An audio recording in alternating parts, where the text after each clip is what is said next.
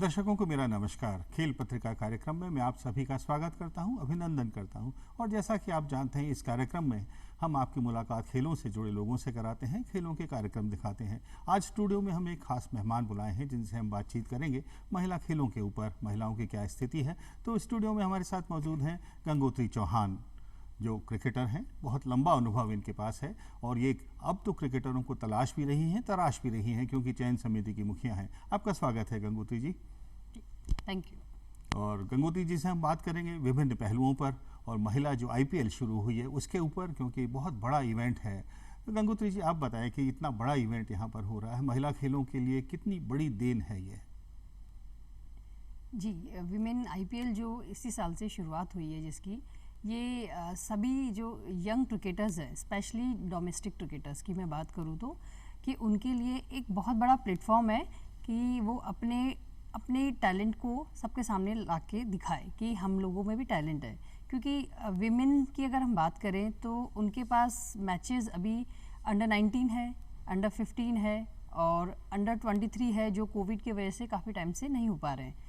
तो और सीनियर की हम बात करें तो T20 और वनडे सीनियर्स में हमें 2 ही मैचेस मिलते हैं। तो कहीं ना कहीं कुछ प्लेयर्स जो है वो वहाँ परफॉर्म नहीं कर पा रहे हैं।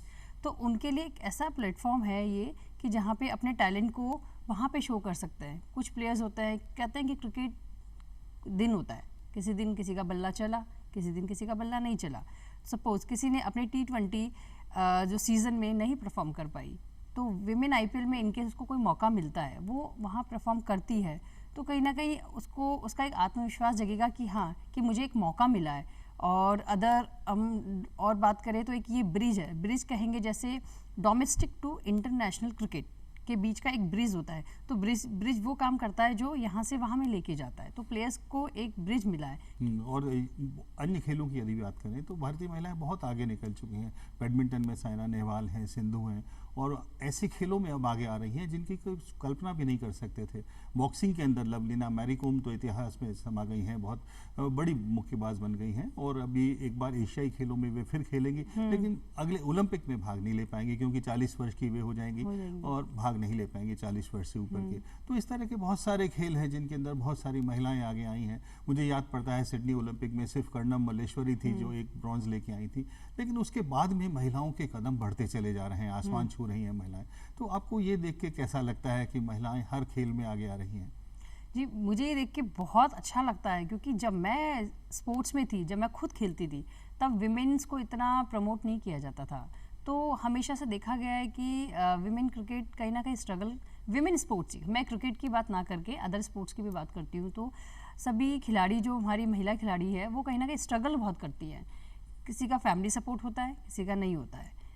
फैमिली सपोर्ट होता है तो वो फाइनेंशियली स्ट्रांग नहीं होते, क्योंकि खेल, अगर हम एक शूटिंग की बात करें तो जो फाइनेंशियली स्ट्रांग नहीं होते उस खेल को वो नहीं अपना सकते, क्योंकि उसमें जो गन होती है वो काफ़ी महंगी होती है। तो कहीं ना कहीं वो प्लेयर फिर जाते हैं एथलेटिक्स की तरफ, क्योंकि एथलेटिक्स में अगर हम देखें तो उसमें हार्डवर्क बहुत है, बहुत मेहनत है, बट ठीक है, उनको वो फाइनेंशियली स्ट्रांग नहीं है तो वो गाँव की तरफ, जैसे हम ग्रामीण इलाके में देखेंगे तो एथलीट ज़्यादा होता है, क्योंकि वो उनका जो बॉडी होती है वो अधिक परिश्रम भी कर सकती है और फाइनेंशियली भी वो चीज अफोर्ड नहीं कर सकती। यानी लाइफस्टाइल, उनकी जो टफ लाइफस्टाइल है उससे फिटनेस ऑटोमेटिक उन्हें मिल जाती है। हाँ, उनकी डाइट भी, क्योंकि गांव में कहते हैं अक्सर डाइट बड़ी अच्छी होती है, तो बड़े मजबूत होते हैं, क्योंकि वो घी और जो भी दूध छाछ वो काफ़ी अच्छा मिलता है, तो वो स्ट्रांग होते हैं। लेकिन गंगोत्री जी, अब जो एथलेटिक्स में भी ये चीज़ नहीं रही। पहले होता था गांव में आप भाग लिए, कच्चे मैदान में भाग लिए, बिना शूज़ भाग लिए। एक पीढ़ी तो गोपाल सैनी वाली ऐसी थी जिसने नंगे पांव दौड़ना शुरू किया था, लेकिन अब उसके अंदर भी टेक्निकल बहुत चीज़ें हो गई हैं। नीरज चोपड़ा का उदाहरण हमारे सामने है, अमेरिका में रहते हैं, ट्रेनिंग करते हैं, बहुत महंगी ट्रेनिंग है। तो वो चीज़ें कृष्णा पूनिया हैं, बाहर रही थी बहुत। शूटिंग में अगर आप बात करते हैं तो पूर्वी चंदेला हैं और शगुन चौधरी हैं, इन्होंने बहुत किया है। लेकिन ये जो अब सब कुछ खर्चीला बनता चला जा रहा है, तो इसमें दिक्कतें महिलाओं को शायद ज़्यादा आती होंगी। जी बिल्कुल, दिक्कतें आएंगी। अब खर्चीला इसलिए होता जा रहा है क्योंकि अब कंपटीशन भी बहुत बढ़ गया है। पहले कंपटीशन नहीं था। पहले अगर हम गिन के अगर देखें कि कितनी महिलाएं क्रिकेट में या एथलेटिक्स में या बॉक्सिंग में या हॉकी में, तो बहुत कम महिलाएं होती थी, तो कंपटीशन इतना नहीं होता था। आज कंपटीशन बहुत बहुत आगे निकल चुका है। तो उस कंपटीशन के दौर में मुझे लगता है कि ये जो हमारी ट्रेनिंग है, जो हम नीचे वाले स्तर पे कर रहे हैं, उससे हमारा रिजल्ट नहीं आएगा। इसीलिए लोग बाहर की तरफ जा रहे हैं, इंटरनेशनल लेवल पे जाके अपनी कोचिंग ले रहे हैं। उससे कहीं ना कहीं वो एडवांस कोचिंग होती है, तो उसका उनको बेनिफिट मिलता है। और जो फाइनेंशियली स्ट्रांग होते हैं, या फिर आजकल स्पॉन्सरशिप भी हो रही है, अगर आप में टैलेंट है तो आपको स्पॉन्सरशिप भी मिल जाते हैं। गवर्नमेंट भी काफ़ी हेल्प करती है खिलाड़ियों को स्कॉलरशिप देके बाहर भेजने के लिए। अभी इस सरकार ने तो बहुत कुछ किया है। जितने बड़े टूर्नामेंट थे उससे पहले खिलाड़ियों को कोई कमी नहीं आने दी, चाहे जितनी आप पैसा लीजिए, चाहे जितना आप टेक्निकल वो लीजिए, एक्सपोजर की कोई कमी नहीं है। तो उसी का नतीजा है कि इतने अच्छे पदक अंतर्राष्ट्रीय स्तर पर आ रहे हैं, खासतौर से महिलाएं ला रही हैं। तो ये चीज़ आगे बढ़ती चली जाएगी। आप देखते हैं कि आगे महिलाओं की संख्या भी बढ़ रही है। बिल्कुल निश्चित है कि महिलाओं की संख्या अब दिन ब दिन स्पोर्ट्स में बढ़ रही है, क्योंकि आपने जैसे कहा कि गवर्नमेंट का सपोर्ट, मैं बिल्कुल कहूँगी कि गवर्नमेंट का बहुत सपोर्ट है। इवन हमारी स्टेट गवर्नमेंट है और सेंट्रल गवर्नमेंट है, स्पोर्ट्स को बहुत प्रमोट कर रहे हैं। हमारे जो स्पोर्ट्स मिनिस्टर है, हम स्टेट्स में देख लें या सेंट्रल में देख लें, वो खुद एक अच्छे स्पोर्ट्स पर्सन रहे हैं। तो दोनों ही बहुत अच्छे स्पोर्ट्स पर्सन रहे हैं। तो वो स्पोर्ट्स, जो खुद एक स्पोर्ट्स पर्सन रहा है, तो वो उनसे बेहतर कोई कौन काम कर सकता है। एक योजनाएं बहुत अच्छी हैं। खेल महोत्सव है। अभी ग्रामीण ओलंपिक स्टार्ट कर दिया है। तो ग्रामीण ओलंपिक से कितनी बालिकाओं को कितनी मदद मिली है, घर से बाहर निकली है, और उनके पेरेंट्स भी अब बच्चियों को बाहर निकालने के लिए रेडी हैं। और क्या खेलो इंडिया जैसी जो खेलो इंडिया सेंट्रल गवर्नमेंट ने सेंट्रल गवर्नमेंट ने खेलो India school level, university level, तो खेलो इंडिया से भी कहीं ना कहीं विमेन स्पोर्ट्स बहुत बहुत निश्चित आगे जाएगा। और हमारी कंट्री है ना, वो निश्चित बहुत जल्दी बहुत मेडल्स लेकर आएंगी। और हमारे प्रधानमंत्री जी की जो दूरदृष्टि है, वो लगता है महिलाओं के लिए भी बहुत है। अमृत महोत्सव चल रहा है, और अमृत काल में कहूंगा महिलाओं के लिए चल रहा है। बिल्कुल, हमारे प्रधानमंत्री जी तो खुद स्पोर्ट्स में इतना इंटरेस्टेड है कि अभी जो क्रिकेट मैच हुआ है, उसमें ग्राउंड में वो खुद वहाँ प्रेजेंट रहे। इससे अच्छा एग्जाम्पल क्या होगा कि खुद इतने बिजी शेड्यूल में वो टाइम निकाल के वो खुद मैचेस में जाते हैं, और मेडल लेने पे, ओलंपिक पे सभी प्लेयर्स को अपने यहाँ पे इनवाइट करते हैं, उनसे बातचीत करते हैं, उनका नज़रिया क्या है, उनसे बात करके उनके विचार लेते हैं, और उस पे वर्क भी करते हैं। तो इससे बेहतर मैं नहीं कहती कि कोई समय होगा कि हम लोग अपने जितने भी खिलाड़ी हैं, विमेन, स्पेशली विमेन खिलाड़ी, जिनकी भी ड्रीम है, हमें जिस भी खेल में अपना ड्रीम देख रहे हैं, तो उस तक पहुंचने के लिए जब हर तरफ से सपोर्ट होता है ना, तो बस आप अपना हार्डवर्क, अपनी मेहनत को कंटिन्यू रखो, क्योंकि सपोर्ट ही सबसे इम्पोर्टेंट होता है। लेकिन अभी भी जैसे अभी तक ये चीज़ें शहरों तक आ गई हैं, मैं कहूँगा कुछ अच्छे बड़े शहरों तक भी हैं और कुछ छोटे शहरों तक भी आ गई हैं, लेकिन ग्रामीण परिवेश में अब भी थोड़ी सी हिच रहती है। लड़कियों को बाहर भेजने में डर लगता है, थोड़ा सा एक्सपोजर कैसा रहेगा, क्या माहौल होगा, उसको लेके अभी भी बहुत डर है, मुझे लगता है। हाँ, डर तो है, बट पहले के मुकाबले हम देखें तो वो डर कहीं ना कहीं ग्रामीण इलाके में भी अब कम हो गया है। क्योंकि ग्रामीण में हम देखेंगे कि ग्रामीण खेलों से जुड़ी हुई तो कबड्डी, जो ग्रामीण खेल हम देखते आए, कबड्डी है, खो-खो है, एथलेटिक्स है, ये खेल हमारे ग्रामीण से ही आए हैं। तो इसमें एथलेटिक्स में है, उसमें हम शॉर्ट्स के बिना, अगर हम एक अच्छे रनर हैं तो हमको शॉर्ट्स पहनना पड़ेगा। तो कहीं ना कहीं खिलाड़ी के लिए उनके परिवार की परमिशन है, तभी वो खिलाड़ी ग्राउंड पे उतरी है। तो और बट कहीं परिवार में अभी भी जरूरत है, और खासतौर से हॉकी की बात करें तो ज्यादातर जो छोटे शहरों में, जैसे धोनी छोटे शहर से निकल के आए, तो उन शहरों से जो है थोड़ा सा एक तो फिजिकल आपको एडवांटेज में रहती है, और फिर एक मेहनत का जज्बा होता है, फिर कुछ हासिल करने की जो ललक होती है वो ज़्यादा होती है। आपको लगता है ऐसा कि छोटे शहरों में ऐसा होता है? क्योंकि वहाँ हासिल करने के लिए लगता है मैं बाहर जाएंगे, हासिल करेंगे, नाम होगा, पैसा भी आएगा। बिल्कुल, महेंद्र सिंह धोनी जैसे आपने एग्जांपल दिया है, वो पूरे इंडिया के लिए तो बहुत बड़े एक लीजेंड है। तो उन्होंने कहाँ से अपना इतना सेक्रीफाइस करके भारत के कप्तान बने हैं। तो मैं कहती हूँ कि ये एग्जांपल से लाइफ में अचीवमेंट्स मिलते हैं कि ऐसे धोनी जैसे कितने प्लेयर्स इस कंट्री में होंगे कि उनकी वो उसी कंडीशन से चल रहे होंगे। लेकिन जगोती जी, एक बात और आती है कि जो महिला खिलाड़ी हैं उन्हें पुरुषों के मुकाबले ज़्यादा संघर्ष करना पड़ता है, क्योंकि मैरी कॉम का उदाहरण हमारे सामने है। कई सारे भाई बहन थे, घर की जिम्मेदारी भी थी, पिता वगैरह फैमिली ज़्यादा उनको एक्सपोजर देना नहीं चाहती थी। तो ये महिलाओं के साथ थोड़ी सी जाती नहीं है? धीरे धीरे थोड़ा और सुधार होना चाहिए। आप एक महिला होने के नाते बताएं। बिल्कुल, मैं एक महिला होने के नाते मैंने भी बहुत संघर्ष किया है। तो और महिलाएं आजकल शादी के बाद भी मेडल्स ले रही है। ये सबसे बड़ा एग्जाम्पल है कि शादी होने के बाद, इवन शादी मैरी कॉम के तो बच्चे होने के बाद भी, उन्होंने अपने जुड़वा बच्चा होने के बाद भी उन्होंने मेडल लिया देश के लिए। तो इससे बड़ा एग्जाम्पल क्या होगा, क्योंकि एक नारी जब माँ बनती है उसके बाद में वो और भी स्ट्रांग हो जाती है। तो कहीं ना कहीं हम कहेंगे कि महिलाएं वीक तो नहीं है, मतलब जितनी नहीं, उन मैं पे तो कहूँगा बल्कि हाँ, भगवान ने वरदान दिया है, सहनशीलता का, दर्द दी है। सहने का, ये सब वरदान है, ब्लेसिंग इन डिस्गाइज। जी, क्योंकि महिलाएं कहीं ना कहीं मुझे लगता है कि इमोशनली बहुत स्ट्रांग होती है, और फिजिकली हम देखें तो अगर मेंस और विमेंस में हम देखें तो विमेंस फिजिकली अगर पावर के लिए कहते हैं तो फिजिकली विमेंस थोड़ी स्ट्रांग नहीं होती है पुरुषों से, बट जब मैदान में उतरती है, जब बात होती है जीत की, तो महिलाएं भी कम नहीं है, तो महिलाएं भी उसमें आगे रहती है। नहीं, अभी गंगोत्री जी, मैंने एक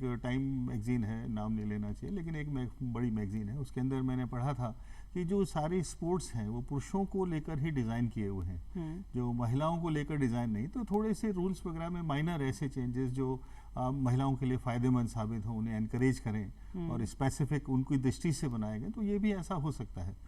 जी बिल्कुल हो सकता है। जैसे आपने कहा कि मेंस के लिए स्पेशली स्पोर्ट्स बने ही पहले मेंस के लिए था, जी। क्योंकि एक एग्जांपल है क्रिकेट के लिए कहते हैं कि क्रिकेट एक जेंटलमैन गेम है। जब मैं छोटी थी तो मुझे लगता था कि जेंटलमैन मतलब मेंस का गेम है, तो मेंस का गेम मतलब महिलाएं तो कहीं है ही नहीं, तो वो वही उसी चीज को साइड में करके आज विमेन आईपीएल स्टार्ट हो गया है। तो ये कहीं ना कहीं विमेंस में टैलेंट है, तभी तो विमेन आईपीएल स्टार्ट हुआ है। ये बहुत बड़ा प्लेटफॉर्म है हमारी प्लेयर्स के लिए, यंग क्रिकेटर्स के लिए। कि लेकिन इसके आलोचक जो हैं वो ये कहते हैं कि गेट मनी जो है अभी भी पुरुषों के गेमों में ज़्यादा आती है, तो उसको देखते हुए बराबर की जो मांग करती हैं महिलाएं कि हमें बराबर प्राइज मनी मिलनी चाहिए, तो ये एक तरह से आलोचना कहाँ तक उचित मानती हैं आप?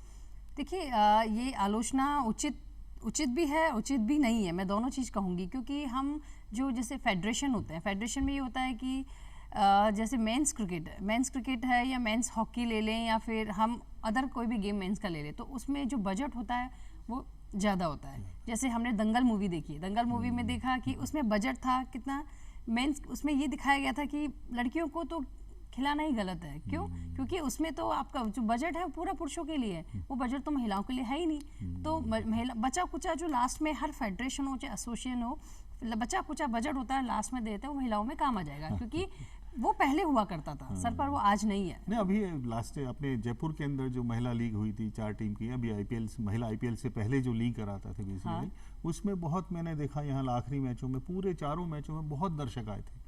तो वो स्थिति अब बदल रही है ऐसा? जी, स्थिति अब बदल रही है। जो जिस मैच की आप चर्चा कर रहे हैं सर, वो हुआ था T20 चैलेंजर ट्रॉफी जो बीसीसीआई करवाती है।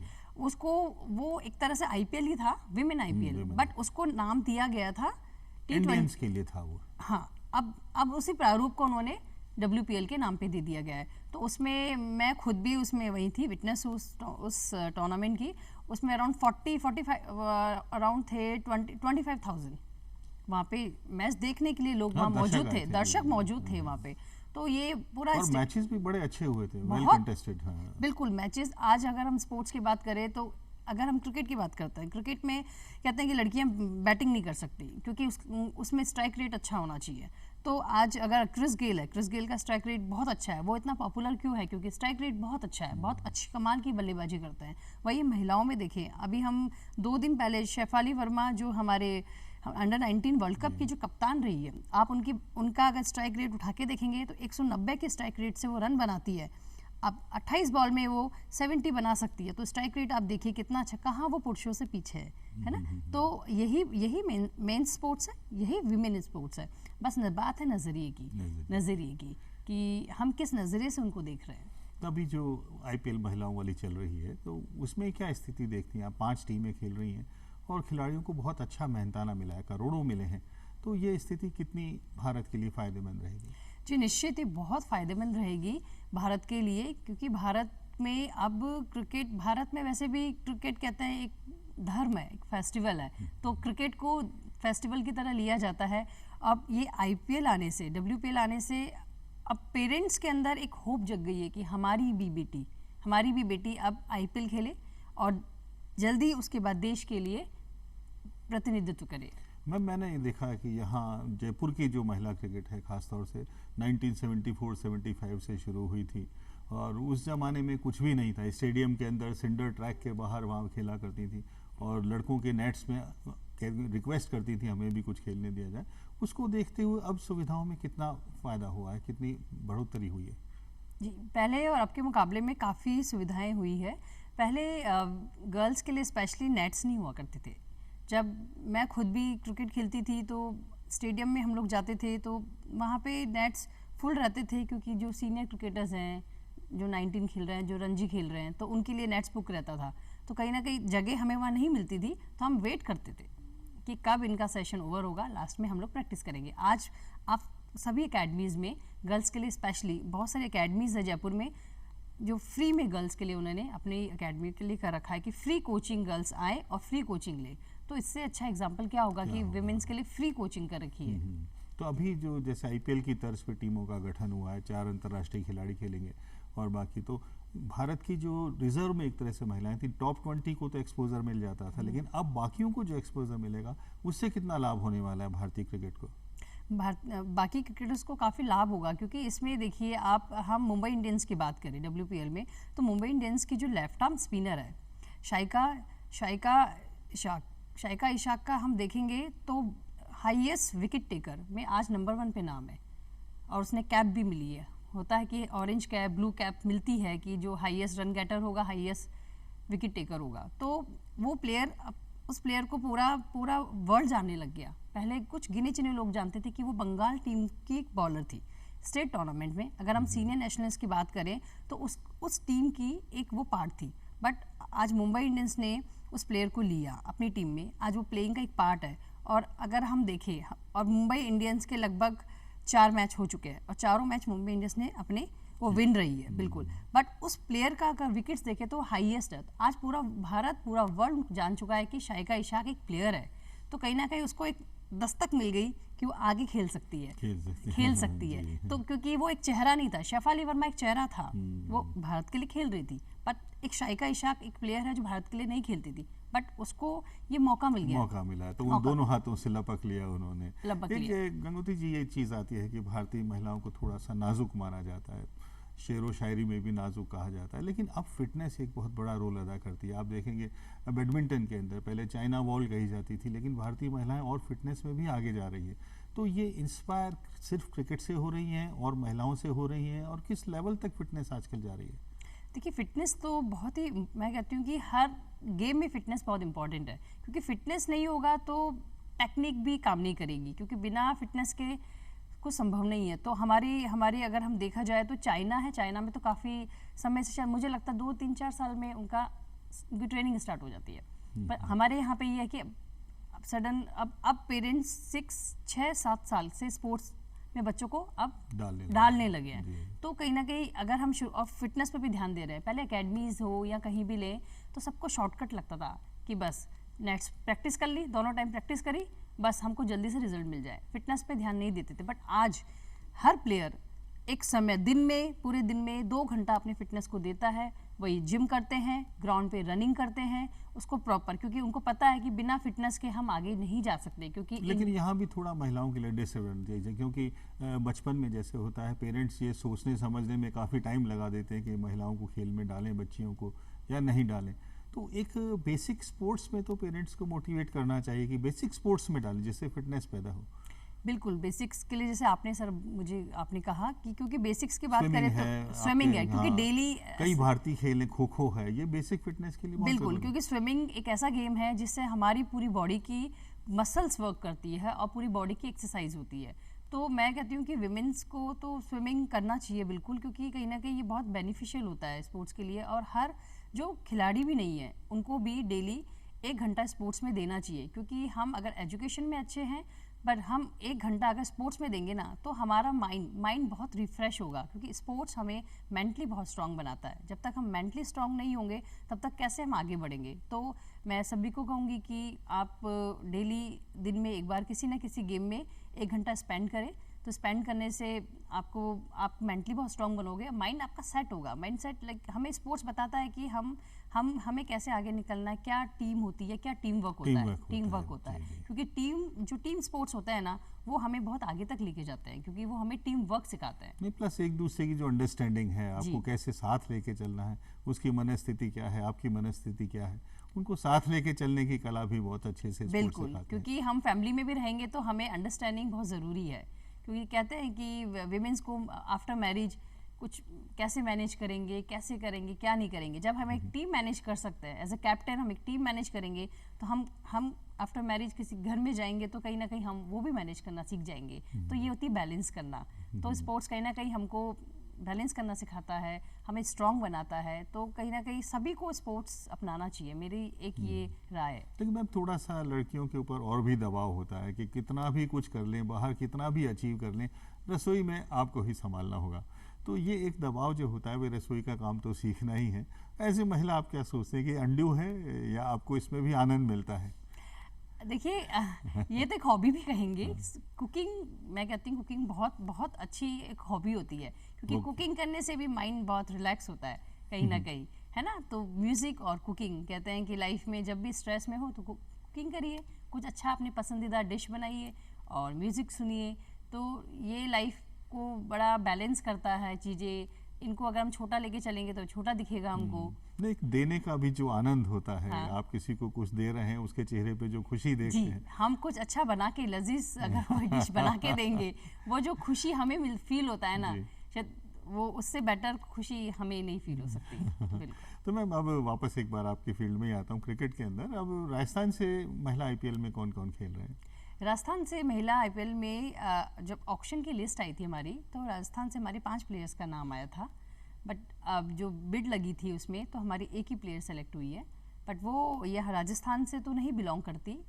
हम लोग एज ए प्रोफेशनल, हम लोग ये राजस्थान से वो क्रिकेट खेलती हैं, वो बिलोंग करती है कश्मीर से। तो और राजस्थान की कप्तान भी है, वो भी पिछले 3 साल से राजस्थान से कप्तानी कर रही है। और उनकी कप्तानी में ही हम लोग सीनियर जो रणजी मैचेस होते हैं उसमें T20 और वनडे दोनों फॉर्मेट में हमने इस बार क्वालिफाई किया है। तो एक प्लेयर को राजस्थान से WPL में जगह मिली है, दिल्ली कैपिटल्स में, और वो एक अच्छी आक्रामक बल्लेबाज है। और उनका इस साल वनडे में और T20 में हाईएस्ट रन गेटर है। काफ़ी अनुभवी बल्लेबाज है।